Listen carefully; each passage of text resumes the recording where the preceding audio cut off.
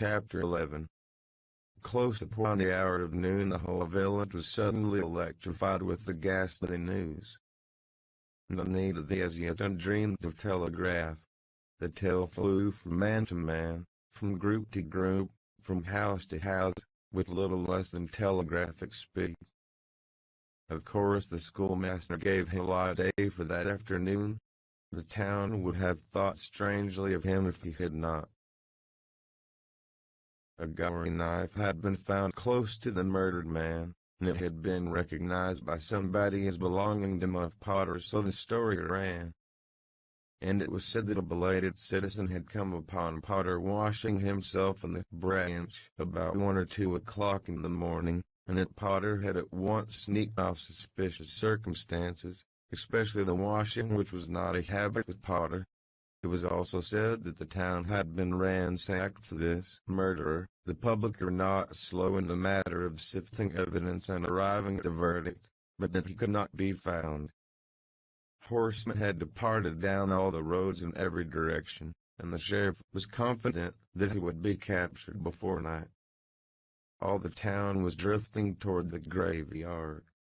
Tom's heartbreak vanished and he joined the procession, not because he would not 1,000 times rather go anywhere else, but because an awful, unaccountable fascination drew him on.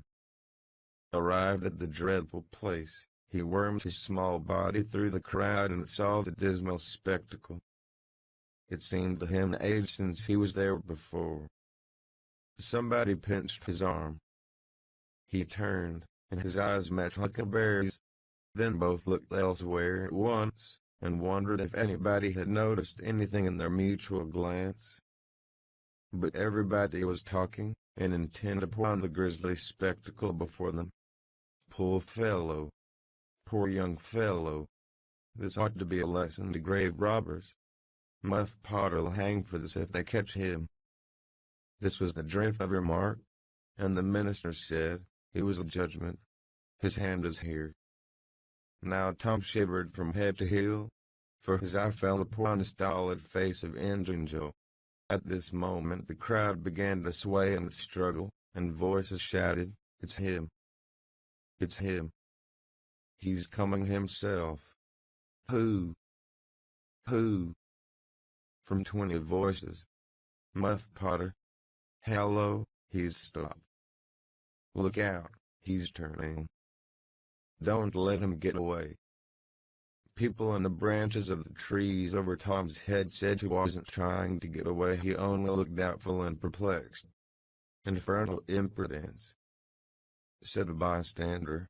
"Wanted to come and take a quiet look at his work. I reckon in single quote he expect any company." The crowd fell apart now, and the sheriff came through, ostentatiously leading Potter by the arm. The poor fellow's face was haggard, and his eyes showed the fear that was upon him. When he stood before the murdered man, he shook as with a palsy, and he put his face in his hands and burst into tears. "I didn't do it, friends," he sobbed. "'Pon my word and honor I never done it." "Who's accused you?" shouted a voice. This shot seemed to carry home. Potter lifted his face and looked around him with a pathetic hopelessness in his eyes.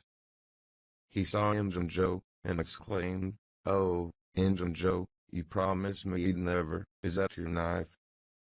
And it was thrust before him by the sheriff. Potter would have fallen if they had not caught him and eased him to the ground. Then he said, "Something told me single quote if I didn't come back and get." He shuddered, then waved his nerveless hand with a vanquished gesture and said, "Tell him, Joe, tell him it ain't any use anymore." Then Huckleberry and Tom stood dumb and staring, and heard the stony-hearted liar reel off his serene statement, then expecting every moment that the clear sky would deliver God's lightnings upon his head, and wondering to see how long the stroke was delayed. And when he had finished and still stood alive and whole, their wavering impulse to break their oath and save the poor betrayed prisoner's life faded and vanished away, for plainly this miscreant had sold himself to Satan, and it would be fatal to meddle with the property of such a power as that. Why didn't you leave? What did you want to come here for? Somebody said. I couldn't help it, I couldn't help it, Carter moaned. I wanted to run away, but I couldn't seem to come anywhere but here. And he fell to sobbing again. Injun Joe repeated his statement, just as calmly, a few minutes afterward on the inquest, under oath, and the boys, seeing that the lightnings were still withheld, were confirmed in their belief that Joe had sold himself to the devil. He was now become, to them, the most balefully interesting object they had ever looked upon, and they could not take their fascinated eyes from his face. They inwardly resolved to watch him nights, when opportunity should offer, in the hope of getting a glimpse of his dread master. Injun Joe helped to raise the body of the murdered man and put it in a wagon for removal, and it was whispered through the shuddering crowd that the wound bled a little. The boys thought that this happy circumstance would turn suspicion in the right direction, but they were disappointed, for more than one villager remarked, it was within 3 feet of Muff Potter when it done it. Tom's fearful secret and non-conscience disturbed his sleep for as much as a week after this, and at breakfast one morning Sid said, "Tom, you pitch around and talk in your sleep so much that you keep me awake half the time." Tom blanched and dropped his eyes. "It's a bad sign," said Aunt Polly, gravely. "What you got on your mind, Tom?" "Nothing. Nothing single quote I know of." But the boy's hand shook so that he spilled his coffee. "And you do talk such stuff," Sid said. "Last night you said, it's blood, that's what it is. You said that over and over. And he said, don't torment me so I'll tell." "Tell what?" "What is it you'll tell?" Everything was swimming before Tom. There's no telling what might have happened, now, but luckily the concern passed out of Aunt Polly's face and she came to Tom's relief without knowing it. She said, "Pshaw. It's that dreadful murder. I dream about it most every night myself. Sometimes I dream it's me that done it." Mary said she had been affected much the same way. Sid seemed satisfied. Tom got out of the presence as quick as he plausibly could, and after that he complained of toothache for a week, and tied up his jaws every night. He never knew that Sid lay nightly watching, and frequently slipped the bandage free and then leaned on his elbow listening a good while at a time, and afterward slipped the bandage back to its place again. Tom's distress of mind wore off gradually and the toothache grew irksome and was discarded. If Sid really managed to make anything out of Tom's disjointed mutterings, he kept it to himself. It seemed to Tom that his schoolmates never would get done holding inquests on dead cats, and thus keeping his trouble present to his mind. Sid noticed that Tom never was cornered at one of these inquiries, though it had been his habit to take the lead in all new enterprises. He noticed, too, that Tom never acted as a witness, and that was strange. And Sid did not overlook the fact that Tom even showed a marked aversion to these inquests, and always avoided them when he could. Sid marveled, but said nothing. However, even inquests went out of vogue at last, and ceased to torture Tom's conscience. Every day or two, during this time of sorrow, Tom watched his opportunity and went to the little grated jail window and smuggled such small comforts through to the murderer as he could get hold of. The jail was a trifling little brick den that stood in a marsh at the edge of the village, and no guards were afforded for it. Indeed, it was seldom occupied. These offerings greatly helped to ease Tom's conscience. The villagers had a strong desire to tar and feather Injun Joe and ride him on a rail, for body snatching, but so formidable was his character that nobody could be found who was willing to take the lead in the matter, so it was dropped. He had been careful to begin both of his inquest statements with the fight, without confessing the grave robbery that preceded it. Therefore it was deemed wisest not to try the case in the courts at present. Chapter 12. One of the reasons why Tom's mind had drifted away from its secret troubles was that it had found a new and weighty matter to interest itself about. Becca Thatcher had stopped coming to school. Tom had struggled with his pride a few days, and tried to whistle her down the wind, but failed. He began to find himself hanging around her father's house nights, and feeling very miserable. She was ill. What if she should die? There was distraction in the thought. He no longer took an interest in war, nor even in piracy. The charm of life was gone. There was nothing but dreariness left. He put his hoop away, and his bat. There was no joy in them anymore. His aunt was concerned. She began to try all manner of remedies on him. She was one of those people who are infatuated with patent medicines and all newfangled methods of producing health or mending it. She was an inveterate experimenter in these things. When something fresh in this line came out, she was in a fever, right away, to try it. Not on herself, for she was never ailing, but on anybody else that came handy. She was a subscriber for all the health periodicals and phrenological frauds, and the solemn ignorance they were inflated with was breath to her nostrils. All the rot they contained about ventilation, and how to go to bed, and how to get up, and what to eat, and what to drink, and how much exercise to take, and what frame of mind to keep oneself in, and what sort of clothing to wear, was all gospel to her, and she never observed that her health journals of the current month customarily upset everything they had recommended the month before. She was as simple-hearted and honest as the day was long, and so she was an easy victim. She gathered together her quack periodicals and her quack medicines, and thus armed with death, went about on her pale horse, metaphorically speaking, with hell following after. But she never suspected that she was not an angel of healing and the balm of Gilead in disguise, to the suffering neighbors. The water treatment was new, now, and Tom's low condition was a windfall to her. She had him out at daylight every morning, stood him up in the woodshed and drowned him with a deluge of cold water. Then she scrubbed him down with a towel like a file, and so brought him to. Then she rolled him up in a wet sheet and put him away under blankets till she sweated his soul clean and the yellow stains of it came through his pores, as Tom said. Yet notwithstanding all this, the boy grew more and more melancholy and pale and dejected. She added hot baths, sitz baths, shower baths, and plunges. The boy remained as dismal as a hearse. She began to assist the water with a slim oatmeal diet and blister plasters. She calculated his capacity as she would a jugs, and filled him up every day with quack cure-alls. Tom had become indifferent to persecution by this time. This phase filled the old lady's heart with consternation. This indifference must be broken up at any cost. Now she heard of the painkiller for the first time. She ordered a lot at once. She tasted it and was filled with gratitude.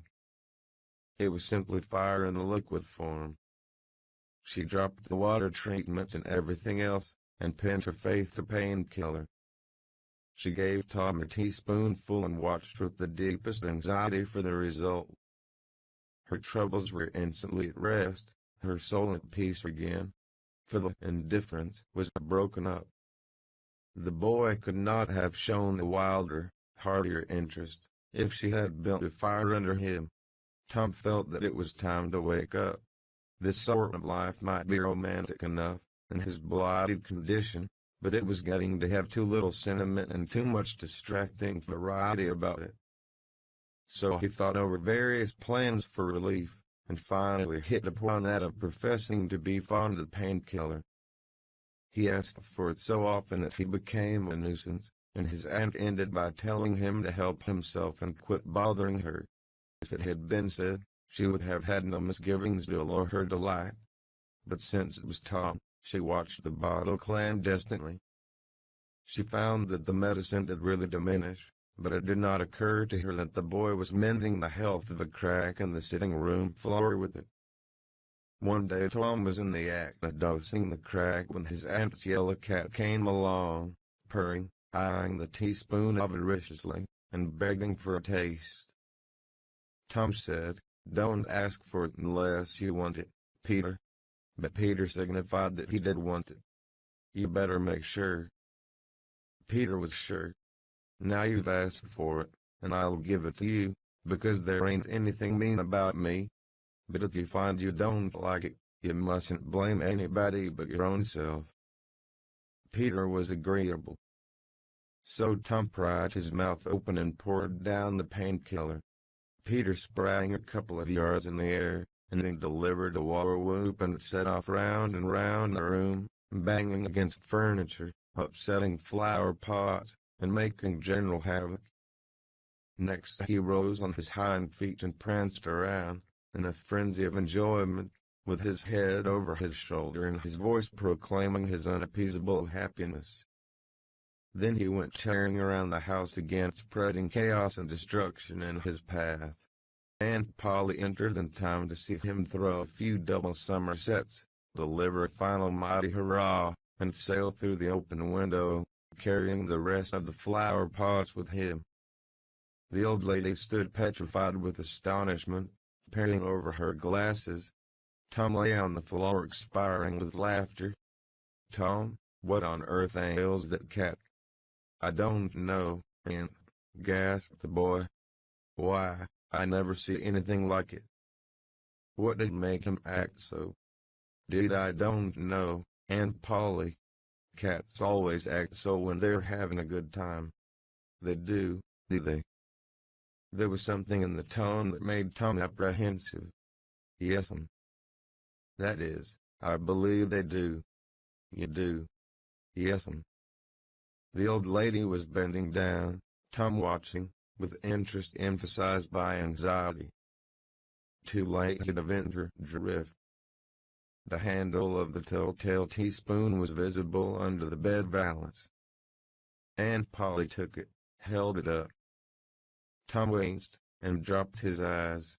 Aunt Polly raised him by the usual handle his ear and cracked his head soundly with her thimble. "Now, sir, what did you want to treat that poor dumb beast so, for?" "I done it out of pity for him because he hadn't any aunt." "Hadn't any aunt?" "You numbskull. What has that got to do with it?" "Heaps. Because if he'd had one she'd have burned him out herself. She'd have roasted his bowels out of him without any more feeling than if he was a human." Aunt Polly felt a sudden pang of remorse. This was putting the thing in a new light. What was cruelty to a cat might be cruelty to a boy, too. She began to soften. She felt sorry.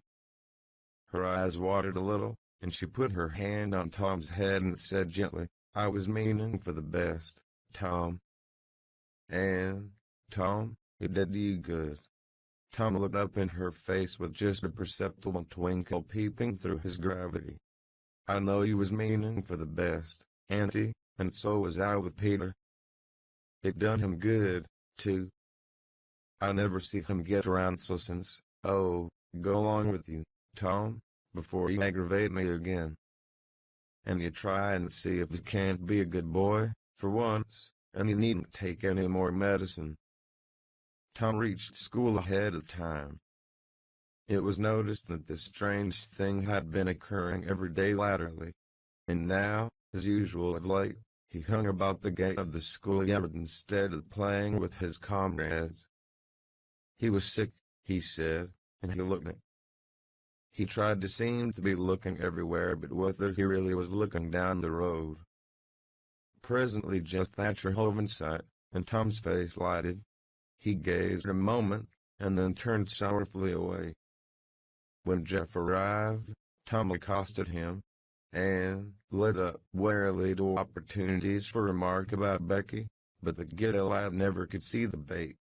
Tom watched and watched, hoping whenever a frisking frog came in sight, and hating the owner of it as soon as he saw she was not the right one. At last frog ceased to appear, and he dropped hopelessly into the dumps. He entered the empty schoolhouse and sat down to suffer. Then one more frog passed in at the gate, and Tom's heart gave a great bound. The next instant he was out, and going on like an Indian, yelling, laughing, chasing boys, jumping over the fence at risk of life and limb, throwing handsprings, standing on his head, doing all the heroic things he could conceive of, and keeping a furtive eye out, all the while, to see if Becky Thatcher was noticing. But she seemed to be unconscious of it all. She never looked. Could it be possible that she was not aware that he was there? He carried his exploits to her immediate vicinity, came war-whooping around, snatched a boy's cap, hurled it to the roof of the schoolhouse, broke through a group of boys, tumbling them in every direction, and fell sprawling, himself, under Becky's nose, almost upsetting her, and she turned, with her nose in the air, and he heard her say, "Hey, Mav." Some people think they're mighty smart, always showing off. Tom's cheeks burned. He gathered himself up and sneaked off, crushed and crestfallen. Chapter 13. Tom's mind was made up now. He was gloomy and desperate. He was a forsaken, friendless boy, he said. Nobody loved him. When they found out what they had driven him to, perhaps they would be sorry. He had tried to do right and get along, but they would not let him. Since nothing would do them but to be rid of him, let it be so. And let them blame him for the consequences. Why shouldn't they? What right had the friendless to complain? Yes, they had forced him to it at last. He would lead a life of crime. There was no choice. By this time he was far down Meadow Lane, and the bell for school to take up tinkled faintly upon his ear. He sobbed. Now, to think he should never hear that old familiar sound anymore. It was very hard, but it was forced on him. Since he was driven out into the cold world, he must submit, but he forgave them. Then the sobs came thick and fast. Just at this point he met his soul's sworn comrade, Joe Harper. Hard died, and with evidently a great and dismal purpose in his heart. Plainly here were two souls with but a single thought. Tom, wiping his eyes with his sleeve, began to blubber out something about a resolution to escape from hard usage and lack of sympathy at home by roaming abroad into the great world, never to return, and ended by hoping that Joe would not forget him. But it transpired that this was a request which Joe had just been going to make of Tom, and had come to hunt him up for that purpose. His mother had whipped him for drinking some cream which he had never tasted and knew nothing about. It was plain that she was tired of him and wished him to go. If she felt that way, there was nothing for him to do but succumb. He hoped she would be happy, and never regret having driven her poor boy out into the unfeeling world to suffer and die. As the two boys walked sorrowing along, they made a new compact to stand by each other and be brothers and never separate till death relieved them of their troubles. Then they began to lay their plans. Joe was for being a hermit, and living on crusts in a remote cave, and dying, sometime, of cold and want and grief. But after listening to Tom, he conceded that there were some conspicuous advantages about a life of crime, and so he consented to be a pirate. 3 miles below St. Petersburg, at a point where the Mississippi River was a trifle over a mile wide, there was a long, narrow, wooded island, with a shallow bar at the head of it, and this offered well as a rendezvous. It was not inhabited. It lay far over toward the further shore, abreast a dense and almost wholly unpeopled forest. So Jackson's Island was chosen. Who were to be the subjects of their piracies was a matter that did not occur to them. Then they hunted up Huckleberry Finn, and he joined them promptly, for all careers were one to him. He was indifferent. They presently separated to meet at a lonely spot on the river bank 2 miles above the village at the favorite hour, which was midnight. There was a small log raft there which they meant to capture. Each would bring hooks and lines, and such provision as he could steal in the most dark and mysterious way as became outlaws. And before the afternoon was done, they had all managed to enjoy the sweet glory spreading the fact that pretty soon the town would hear something. All who got this vague hint were cautioned to be mum and wait. About midnight Tom arrived with a boiled ham and a few trifles, and stopped in a dense undergrowth on a small bluff overlooking the meeting place. It was starlight, and very still. The mighty river lay like an ocean at rest. Tom listened a moment, but no sound disturbed the quiet. Then he gave a low, distinct whistle. It was answered from under the bluff. Tom whistled twice more. The signals were answered in the same way. Then a guarded voice said, "Who goes there?" "Tom Sawyer, the Black Avenger of the Spanish Main." "Name your names."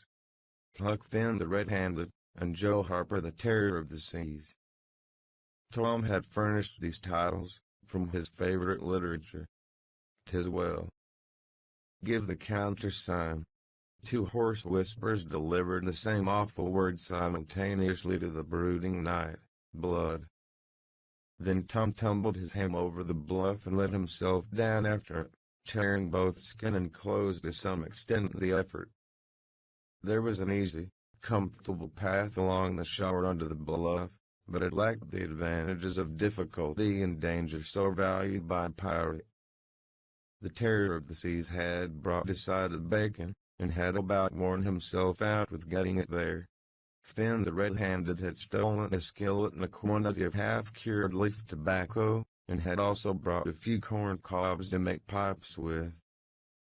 But none of the pirates smoked or chewed but himself. The Black Avenger of the Spanish Main said it would never do to start without some fire. That was a wise thought. Matches were hardly known there in that day. They saw a fire smoldering upon a great raft 100 yards above, and they went stealthily thither and helped themselves to a chunk. They made an imposing adventure of it, saying, "Hist," every now and then, and suddenly halting with finger on lip, moving with hands on imaginary dagger hilts, and giving orders in dismal whispers that if the foe stirred, to let him have it to the hilt, because dead men tell no tales. They knew well enough that the raftsmen were all down at the village laying in stores or having a spree, but still there was no excuse for their conducting this thing in an unpiratical way. They shoved off, presently, Tom in command, Huck at the after oar and Joe at the forward. Tom stood amidships, gloomy-browed, and with folded arms, and gave his orders in a low, stern whisper: "Luff, and bring her to the wind." "Aye, sir." "Steady, steady, why. Steady it is, sir." "Let her go off a point." "Point it is, sir." As the boys steadily and monotonously drove the raft toward midstream, it was no doubt understood that these orders were given only for style, and were not intended to mean anything in particular. "What sail's she carrying?" "Courses, top single quotail-less, and flying jib, sir." "Send the yards up." "Lay out aloft, there, half a dozen of ye forward topmasts on single quotail." "Lively, now." "Aye, sir." "Shake out the mainsail and single quotail." "Sheets and braces." "Now my hearties." "Aye, sir." "Hail 'em a hard a port. Stand by to meet her when she comes." "Port, port." "Now, man." "With a will." "Stead, why. Steady it is, sir." The raft drew beyond the middle of the river. The boys pointed her head right, and then lay on their oars. The river was not high, so there was not more than a 2 or 3 mile current. Hardly a word was said during the next 3/4 of an hour. Now the raft was passing before the distant town. 2 or 3 glimmering lights showed where it lay, peacefully sleeping, beyond the vague vast sweep of star-gemmed water, unconscious of the tremendous event that was happening. The Black Avenger stood still with folded arms, looking his last upon the scene of his former joys and his later sufferings, and wishing she could see him now, abroad on the wild sea, facing peril and death with dauntless heart, going to his doom with a grim smile on his lips. It was but a small strain on his imagination to remove Jackson's Island beyond eyeshot of the village, and so he looked his last with a broken and satisfied heart. The other pirates were looking their last, too, and they all looked so long that they came near letting the current drift them out of the range of the island. But they discovered the danger in time, and made shift to avert it. About 2 o'clock in the morning the raft grounded on the bar 200 yards above the head of the island, and they waded back and forth until they had landed their freight. Part of the little raft's belongings consisted of an old sail, and this they spread over an oak and the bushes for a tent to shelter their provisions. But they themselves would sleep in the open air in good weather, as became outlaws. They built a fire against the side of a great log 20 or 30 steps within the sunburned depths of the forest, and then cooked some bacon in the frying pan for supper, and used up half of the corn, pone, stock they had brought. It seemed glorious sport to be feasting in that wild, free way in the virgin forest of an unexplored and uninhabited island, far from the haunts of men, and they said they never would return to civilization. The climbing fire lit up their faces and threw its ruddy glare upon the pillared tree trunks of their forest temple, and upon the varnished foliage and festooning vines. When the last crisp slice of bacon was gone, and the last allowance of corn pone devoured, the boys stretched themselves out on the grass, filled with contentment. They could have found a cooler place, but they would not deny themselves such a romantic feature as the roasting campfire. "Ain't it gay?" said Joe. "It's nuts," said Tom. "What would the boys say if they could see us?" "Say? Well, they'd just doubt to be here, hey, Hunky?" "I reckon so," said Huckleberry. "Anyways, I'm suited. I don't want nothing better than this. I don't ever get enough to eat, generally, and here they can't come and pick at a feller and bull-rag him so. It's just the life for me," said Tom. "You don't have to get up mornings, and you don't have to go to school, and wash, and all that blamed foolishness. You see, a pirate don't have to do anything, Joe, when he's ashore, but a hermit he has to be praying considerable, and then he don't have any fun, anyway, all by himself that way." "Oh yes, that's so," said Joe, "but I hadn't thought much about it, you know. I'd a good deal rather be a pirate, now that I've tried it." "You see," said Tom, "people don't go much on hermits, nowadays, like they used in old times, but a pirate's always respected. And a hermit's got to sleep on the hardest place he can find, and put sackcloth and ashes on his head, and stand out in the rain, and, what does he put sackcloth and ashes on his head for?" inquired Huck. "I don't know. But they've got to do it. Hermits always do." "You'd have to do that if you was a hermit." "Darned if I would," said Huck. "Well, what would you do?" "I don't know. But I wouldn't do that." "Why, Huck, you'd have to." "How'd you get around it?" "Why, I just wouldn't stand it. I'd run away." "Run away?" "Well, you would be a nice old slouch of a hermit. You'd be a disgrace." The red-handed made no response, being better employed. He had finished gouging out a cob, and now he fitted a weed stem to it, loaded it with tobacco, and was pressing a coal to the charge and blowing a cloud of fragrant smoke. He was in the full bloom of luxurious contentment. The other pirates envied him this majestic vice, and secretly resolved to acquire it shortly. Presently Huck said, "What does pirates have to do?" Tom said, "Oh, they have just a bully time, take ships and burn them, and get the money and bury it in awful places in their island where there's ghosts and things to watch it, and kill everybody in the ships and make 'em walk a plank. And they carry the women to the island," said Joe. "They don't kill the women." "No," assented Tom, "they don't kill the women, they're too noble. And the women's always beautiful, too. And don't they wear the bulliest clothes?" "Oh no. All gold and silver and diamonds," said Joe, with enthusiasm. "Who?" said Huck. "Why, the pirates." Huck scanned his own clothing forlornly. "I reckon I ain't dressed fittin' for a pirate," said he, with a regretful pathos in his voice.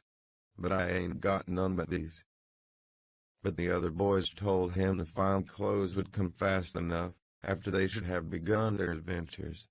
They made him understand that his poor rags would do to begin with, though it was customary for wealthy pirates to start with a proper wardrobe.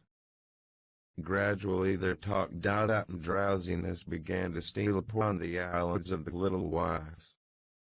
The pipe dropped from the fingers of the red-handed, and he slept the sleep of the conscience-free and the weary. The terror of the seas and the black avenger of the Spanish Main had more difficulty in getting to sleep. They said their prayers inwardly, and lying down, since there was nobody there with authority to make them kneel and recite aloud. In truth, they had a mind not to say them at all, but they were afraid to proceed to such lengths as that, lest they might call down a sudden and special thunderbolt from heaven. Then at once they reached and hovered upon the imminent verge of sleep, but an intruder came, now, that would not down. It was conscience. They began to feel a vague fear that they had been doing wrong to run away. And next they thought of the stolen meat, and then the real torture came. They tried to argue it away by reminding conscience that they had purloined sweetmeats and apples scores of times. But conscience was not to be appeased by such thin plausibilities. It seemed to them, in the end, that there was no getting around the stubborn fact that taking sweetmeats was only hooking, while taking bacon, hams, and such valuables was plain simple stealing, and there was a command against that in the Bible. So they inwardly resolved that so long as they remained in the business, their piracies should not again be sullied with the crime of stealing. Then conscience granted a truce, and these curiously inconsistent pirates fell peacefully to sleep. Chapter 14. When Tom awoke in the morning, he wondered where he was. He sat up and rubbed his eyes and looked around. Then he comprehended. It was a cool gray dawn, and there was a delicious sense of repose and peace in the deep pervading calm and silence of the woods. Not a leaf stirred. Not a sound obtruded upon great nature's meditation. Beaded dewdrops stood upon the leaves and grasses. A white layer of ashes covered the fire, and the thin blue breath of smoke rose straight into the air. Joe and Huck still slept. Now, far away in the woods a bird called. Another answered. Presently the hammering of a woodpecker was heard. Gradually the cool dim gray of the morning widened, and as gradually sounds multiplied and life manifested itself. The marvel of nature shaking off sleep and going to work unfolded itself to the musing boy. A little green worm came crawling over a dewy leaf, lifting 2/3 of his body into the air from time to time and sniffing around, then proceeding again, for he was measuring, Tom said. And when the worm approached him, of its own accord, he sat as still as a stone, with his hopes rising and falling, by turns, as the creature still came toward him or seemed inclined to go elsewhere, and when at last it considered a painful moment with its curved body in the air and then came decisively down upon Tom's leg and began a journey over him, his whole heart was glad, for that meant that he was going to have a new suit of clothes and without the shadow of a doubt a gaudy piratical uniform. Now a procession of ants appeared, from nowhere in particular, and went about their labors. One struggled manfully by with a dead spider 5 times as big as itself in its arms, and loaded straight up a tree trunk. A brown spotted ladybug climbed the dizzy height of a grass blade, and Tom bent down close to it and said, "Ladybug, ladybug, fly away home, your house is on fire, your children's alone." And she took wing and went off to see about it, which did not surprise the boy, for he knew of old that this insect was credulous about conflagrations, and he had practiced upon its simplicity more than once. The tumblebug came next, heaving sturdily at its ball, and Tom touched the creature, to see it shut its legs against its body and pretend to be dead. The birds were fairly riding by this time. A catbird, the northern mocker, lit in a tree over Tom's head, and trilled out her imitations of her neighbors in a rapture of enjoyment. Then a shrill jay swept down, a flash of blue flame, and stopped on a twig almost within the boy's reach, cocked his head to one side and eyed the strangers with a consuming curiosity. A gray squirrel and a big fellow of the fox kind came scurrying along, sitting up at intervals to inspect and chatter at the boys, for the wild things had probably never seen a human being before and scarcely knew whether to be afraid or not. All nature was wide awake and stirring, now. Long lances of sunlight pierced down through the dense foliage far and near, and a few butterflies came fluttering upon the scene. Tom stirred up the other pirates and they all clattered away with a shout, and in a minute or two were stripped and chasing after and tumbling over each other in the shallow limpid water of the white sandbar. They felt no longing for the little village sleeping in the distance beyond the majestic waste of water. A vagrant current or a slight rise in the river had carried off their raft, but this only gratified them, since its going was something like burning the bridge between them and civilization. They came back to camp wonderfully refreshed, glad-hearted, and ravenous, and they soon had the campfire blazing up again. Huck found a spring of clear cold water close by, and the boys made cups of broad oak or hickory leaves, and felt that water, sweetened with such a wildwood charm as that, would be a good enough substitute for coffee. While Joe was slicing bacon for breakfast, Tom and Huck asked him to hold on a minute. They stepped to a promising nook in the river bank and threw in their lines. Almost immediately they had reward. Joe had not had time to get impatient before they were back again with some handsome bass, a couple of sun perch and a small catfish, provisions enough for quite a family.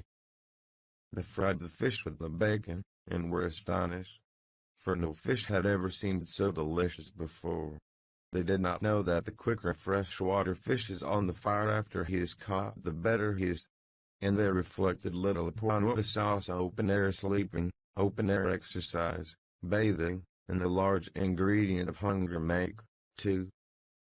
They lay around in the shade, after breakfast, while Huck had a smoke, and then went off through the woods on an exploring expedition.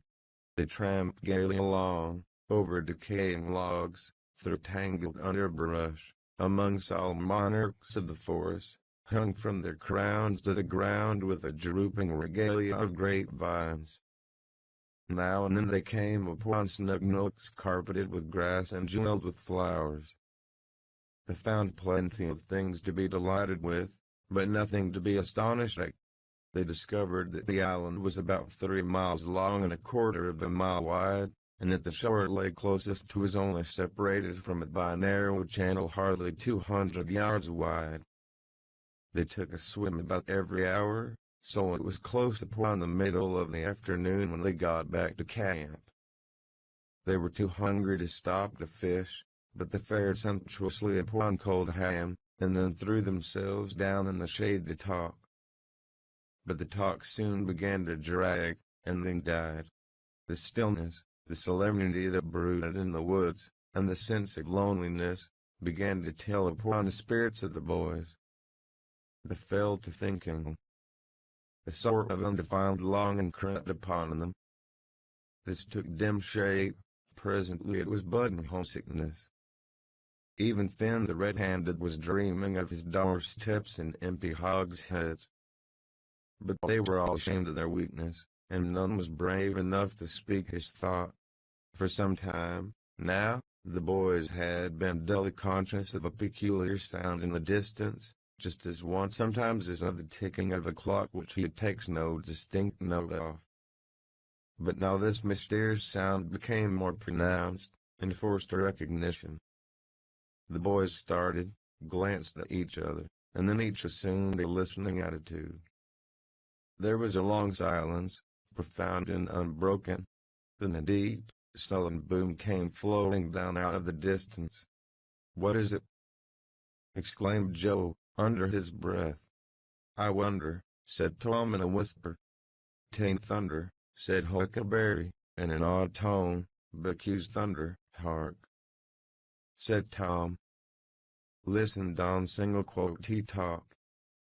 They waited a time that seemed an age, and then the same muffled boom troubled the solemn hush. "Let's go and see." They sprang to their feet and hurried to the shore toward the town. They parted the bushes on the bank and peered out over the water. The little steam ferry boat was about a mile below the village, drifting with the current. Her broad deck seemed crowded with people. There were a great many skiffs rowing about or floating with the stream in the neighborhood of the ferry boat, but the boys could not determine what the men in them were doing.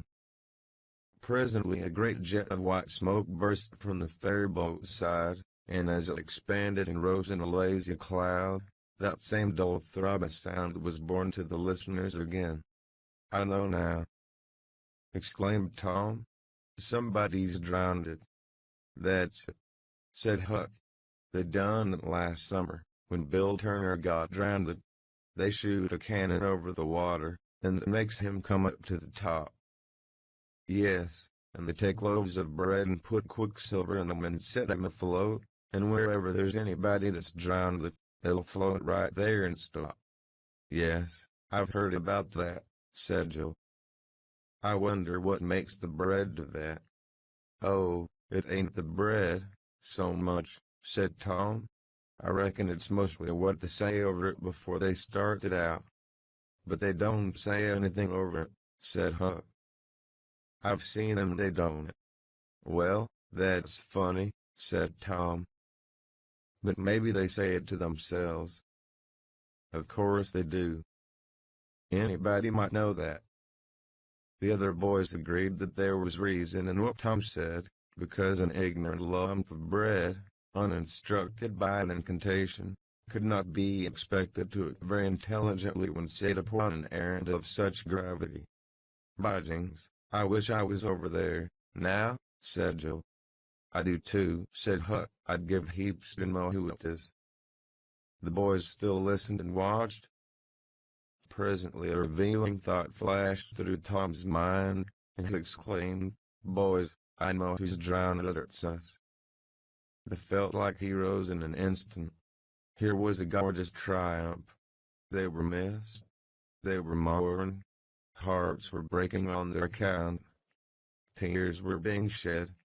Accusing memories of unkindness to these poor lost lads were rising up, and unavailing regrets and remorse were being indulged. And best of all, the departed were the talk of the whole town, and the envy of all the boys, as far as this dazzling notoriety was concerned. This was fine. It was worthwhile to be a pirate, after all. As twilight drew on, the ferry boat went back to her accustomed business and the skiffs disappeared. The pirates returned to camp. They were jubilant with vanity over their new grandeur and the illustrious trouble they were making. They caught fish, cooked supper and ate it, and then fell to guessing at what the village was thinking and saying about them. And the pictures they drew of the public distress on their account were gratifying to look upon from their point of view. But when the shadows of night closed them in, they gradually ceased to talk, and sat gazing into the fire, with their minds evidently wandering elsewhere. The excitement was gone, now, and Tom and Joe could not keep back thoughts of certain persons at home who were not enjoying this fine frolic as much as they were. Misgivings came. They grew troubled and unhappy. A sigh or two escaped, unawares. By and by Joe timidly ventured upon a roundabout further as to how the others might look upon a return to civilization, not right now, but Tom withered him with derision. Huck, being uncommitted as yet, joined in with Tom, and the waverer quickly explained, and was glad to get out of the scrape with as little pain of chicken-hearted homesickness clinging to his garments as he could. Mutiny was effectually laid to rest for the moment. As the night deepened, Huck began to nod, and presently to snore. Joe followed next. Tom lay upon his elbow motionless, for some time, watching the two intently. At last he got up cautiously, on his knees, and went searching among the grass and the flickering reflections flung by the campfire. He picked up and inspected several large semi-cylinders of the thin white bark of the sycamore, and finally chose two which seemed to suit him.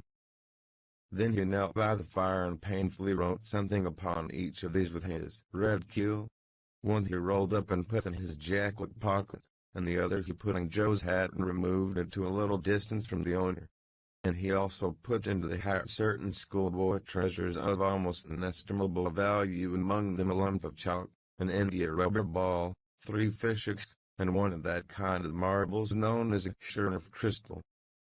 Then he tiptoed his way cautiously among the trees till he felt that he was out of hearing, and straightway broke into a keen run in the direction of the sandbar. Chapter 15. A few minutes later Tom was in the shallow water of the bar, wading toward the Illinois shore. Before the depth reached his middle he was halfway over. The current would permit no more wading now, so he struck out confidently to swim the remaining 100 yards. He swam quartering upstream, but still was swept downward rather faster than he had expected. However, he reached the shore finally, and drifted along till he found a low place and drew himself out. He put his hand on his jacket pocket, found his piece of bark safe, and then struck through the woods, following the shore, with streaming garments. Shortly before 10 o'clock he came out into an open place opposite the village, and saw the ferryboat lying in the shadow of the trees in the high bank. Everything was quiet under the blinking stars. He crept down the bank, watching with all his eyes, slipped into the water, swam 3 or 4 strokes and climbed into the skiff that did all duty at the boat's stern. He laid himself down under the thwarts and waited, panting. Presently the cracked bell tapped and a voice gave the order to cast off. A minute or two later the skiff's head was standing high up against the boat's swell, and the voyage was begun. Tom felt happy in his success, for he knew it was the boat's last trip for the night. At the end of the long 12 or 15 minutes the wheels stopped, and Tom slipped overboard and swam ashore in the dusk, landing 50 yards downstream, out of danger of possible stragglers. He flew along unfrequented alleys, and shortly found himself at his aunt's back fence. He climbed over, approached the hill, and looked in at the sitting-room window, for a light was burning there. There sat Aunt Polly, said Mary, and Joe Harper's mother, grouped together, talking. They were by the bed, and the bed was between them and the door. Tom went to the door and began to softly lift the latch. Then he pressed gently and the door yielded a crack. He continued pushing cautiously, and quaking every time it creaked, till he judged he might squeeze through on his knees. So he put his head through and began, warily. "What makes the candle blow so?" said Aunt Polly. Tom hurried up. "Why, that door's open, I believe." "Why, of course it is." "Knowing the strange things now. Go along and shut it," said. Tom disappeared under the bed just in time. He lay and breathed himself for a time, and then crept to where he could almost touch his aunt's foot. "But as I was saying," said Aunt Polly, "he warn't bad, so to say only mischievous. Only just giddy, and Harem scared him, you know." he weren't any more responsible than a colt. He never meant any harm, and he was the best-hearted boy that ever was. And she began to cry. It was just so with my Joe, always full of his devilment, and up to every kind of mischief, but he was just as unselfish and kind as he could be, and laws bless me, to think I went and whipped him for taking the cream, never once recollecting that I tried it out myself because it was sour, and I never to see him again in this world, never, never, never, poor abused boy. And Mrs. Harper sobbed as if her heart would break. I hope Tom's better off where he is, said, but if he'd been better in some ways, said. Tom felt the glare of the old lady's eye, though he could not see it. Not a word against my Tom, now that he's gone. God'll take care of him, never you trouble yourself, sir. Oh, Mrs. Harper, I don't know how to give him up. I don't know how to give him up. He was such a comfort to me, although he tormented my old heart out of me, most. The Lord giveth and the Lord hath taken away, blessed be the name of the Lord. But it's so hard, oh, it's so hard. Only last Saturday my Joe busted a firecracker right under my nose and I knocked him sprawling. Little did I know then, how soon no. If it was to do over again I'd hug him and bless him for it. Yes, yes, yes, I know just how you feel, Mrs. Harper, I know just exactly how you feel. No longer ago than yesterday noon, my Tom took and filled the cat full of painkiller, and I did think the critter would tear the house down. And God forgive me, I cracked Tom's head with my thimble, poor boy, poor dead boy. But he's out of all his troubles now. And the last words I ever heard him say was to reproach, but this memory was too much for the old lady, and she broke entirely down. Tom was sniffling, now, himself, and more in pity of himself than anybody else. He could hear Mary crying, and putting in a kindly word for him from time to time. He began to have a nobler opinion of himself than ever before. Still, he was sufficiently touched by his aunt's grief to long to rush out from under the bed and overwhelm her with joy, and the theatrical gorgeousness of the thing appealed strongly to his nature, too, but he resisted and lay still. He went on listening, and gathered by odds and ends that it was conjectured at first that the boys had got drowned while taking a swim. Then the small raft had been missed. Next, certain boys said the missing lads had promised that the village should hear something soon.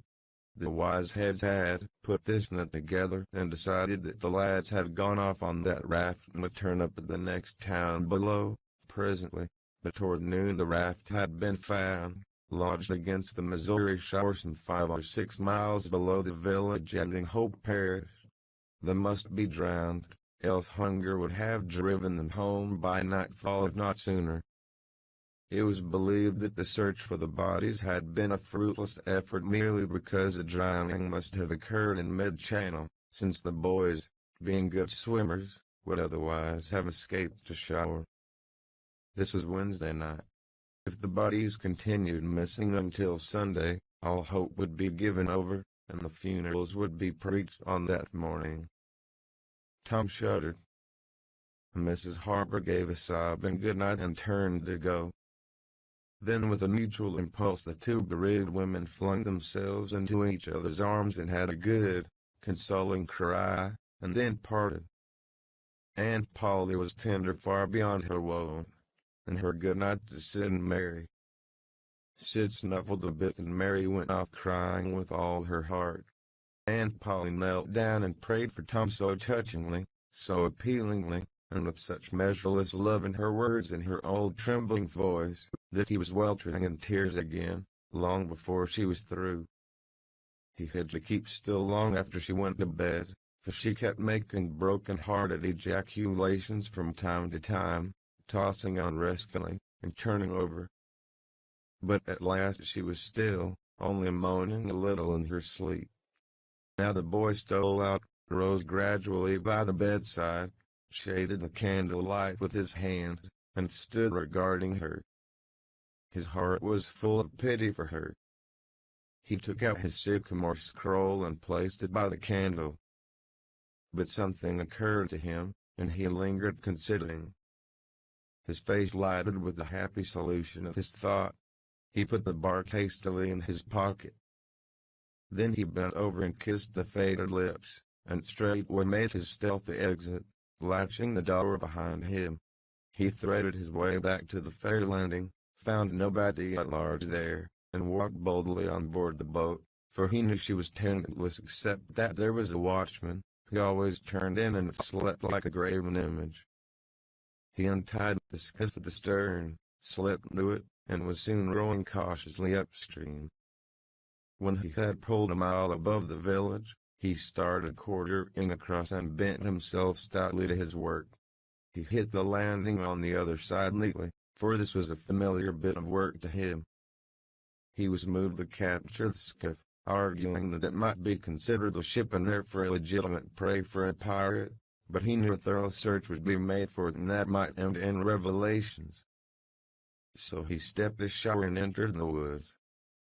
He sat down and took a long rest, torturing himself meanwhile to keep awake, and then started warily down the home stretch. The night was far spent. It was broad daylight before he found himself fairly abreast the island bar.